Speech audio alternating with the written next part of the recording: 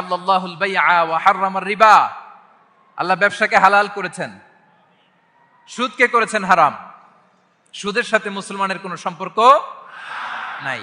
সুদকে না বলুন, ব্যবসা করুন। ব্যবসায় বারাকা, ব্যবসায় বারাকা। রিজিকের 10 ভাগের 9 ভাগ আল্লাহ তাআলা ব্যবসার ভেতরে ঢুকিয়ে দিয়েছেন। পরিশ্রম করতে হবে, পরিশ্রমে লজ্জা নেই, লজ্জা অলসতায়, ঠিক কিনা বলেন? হাড় ভাঙ্গা পরিশ্রম করুন, উপার্জন করুন, এতে বারাকা আছে।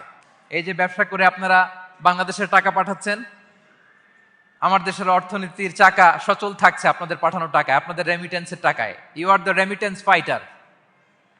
আমরা পেয়েছি ফ্রিডম ফাইটার, আর আপনারা হচ্ছেন রেমিটেন্স ফাইটার।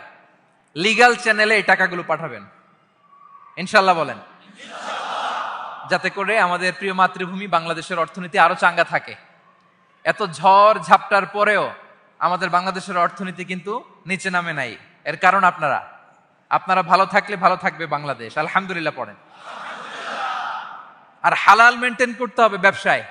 হারামের সাথে আমাদের কোনো সম্পর্ক, হারামকে আমরা না বলে দিব। আজকের এই নিজামিয়া কমপ্লেক্স থেকে আমরা হারামকে না বলবো। আওয়াজ করে বলেন নো।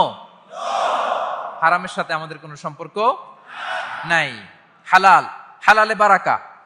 হালাল অল্প হইলেও এর মধ্যে বরকত ঢুকায় দিয়েছে কে? বিষ্ণু ইসা ইসলাম বলেন, যেই দেহ হারাম খেয়ে বড় হয় ওই দেহ আল্লাহর জান্নাতে যাবে না। লা ইয়াদখুলুল জান্নাতা জাসাদুন গুযিয়া বিল হারাম। হারাম খেয়ে বর্ধিষ্ণু দেহ আল্লাহর জান্নাতে ঢুকবে না। মক্কাতুল মুকাররমাতে এক লোক কাবা তাওয়াফ করতেছে আর ইয়া রাব, ইয়া রাব বলে আল্লাহর কাছে দোয়া করতেছে। সাহাবারা তো অবাক, এই লোকের দোয়া তো আজকে কবুল হয়ে যাবে, এত আজকের সব সওয়াব নিয়ে যাবে। বিষ্ণু ইসা ইসলাম বললেন, ওয়া মাতআমুহু হারাম। তার ইয়া রাব, ইয়া রাব আর চোখের পানি দেখে তোমরা অবাক হয়েছো, কিন্তু ও যা খায় এটা হারাম খায়। ওয়া মাশরাবুহু হারাম, যা পান করে হারাম। মালবাসুহু হারাম, ওর গায়ের জামাটা হারাম। ওয়া গুযিয়া বিল হারাম, খাবার দাবার সবই হারাম। ফাআন্না ইউস্তাজাবু লাহ, তার দোয়া কেমন করে কবুল হবে? জিহাদের ময়দানে যে সাহাবী সর্বপ্রথম তীর মেরেছেন তার নাম সাআদ ইবনে আবি ওয়াক্কাস রাদিয়াল্লাহু তাআলা। তিনি বিশ্বনবীকে বললেন, ইয়া রাসূলুল্লাহ উদু আল্লাহ আইয়াজআলানি মুস্তাজাবাদ দাওয়া। হে নবী, আপনি আমার জন্য দোয়া করেন আল্লাহ যেন আমাকে মুস্তাজাবুদ দাওয়া বানায়। মুস্তাজাবুদ দাওয়া মানে এমন ব্যক্তি যে ব্যক্তি দোয়া করতে দেরি কিন্তু সে দোয়া কবুল হতে দেরি হয়।